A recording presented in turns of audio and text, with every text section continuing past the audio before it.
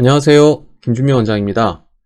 입냄새가 날 때는 대부분 입냄새와 연관된 증상을 동반하는 경우가 많습니다. 소화불량, 속쓰림, 역류성 식도염, 잇몸출혈, 설태나 구강건조 등이 대표적인 연관 증상이죠. 그런데 가끔은 아무런 연관 증상이 없이 입냄새가 나는 분들도 있습니다. 이번 시간에 소개해드릴 환자분의 케이스도 그렇습니다. 환자분은 10대 여학생이고요. 약 4, 5년 전부터 입냄새가 나기 시작했다고 하십니다. 입냄새가 많이 심해서 가족분들이 치료를 권유했던 경우입니다. 특별한 과거 병력은 없으시고 양치질도 하루 3회 이상 잘 하시고 계시고 치과 진료 시에도 별다른 문제 소견은 없었다고 하십니다. 소화도 크게 불편한 문제는 없고 대소변도 모두 정상이시고 다만 식욕이 별로 없고 식사량도 적은 편이면서 평소에 체력이 좀 약하다고 하셨습니다. 이제 사진을 보여드릴 텐데요. 오랄 크로마 검사 결과를 보면 황화수소는 1385로 정상치의 약 12배, 메틸메르캅탄은 275로 정상치의 약 10배, 디메틸설파이드는 49로 정상치의 약 6배 정도로 오랄 크로마 수치가 매우 높은 편입니다. 제가 직접 입냄새를 맡아보는 관능 검사에서도 약 30에서 40cm의 거리에서 입김을 뱉거나 대화를 할 때 냄새가 느껴졌고요. 하수구 냄새, 썩은 냄새, 공복 시에 발생하는 구취 등의 자극성이 강한 냄새가 느껴졌습니다.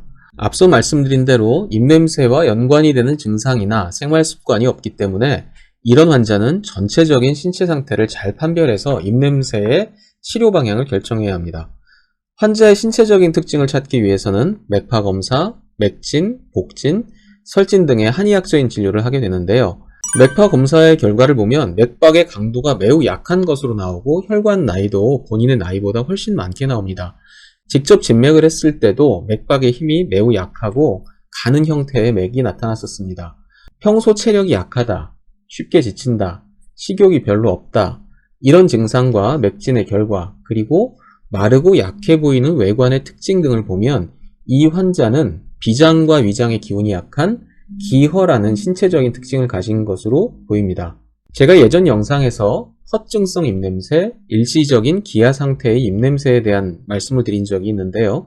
이 환자도 그런 경우에 해당이 되는 것으로 보입니다.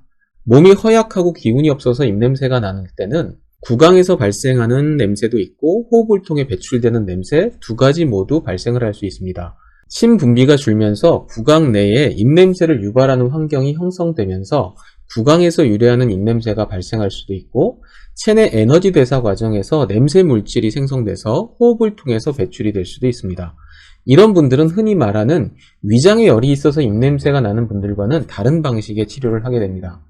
황련, 치자, 생지황 등의 열을 끄는 약재보다는 환기 같은 보기, 즉 기운을 올려줘서 대사 과정에서 발생하는 악취를 줄이는 방식으로 치료를 하는 것이 효과적입니다. 잘 치료가 돼서 어린 여학생의 마음고생이 없어졌으면 참 좋겠습니다. 영상 봐주셔서 감사합니다.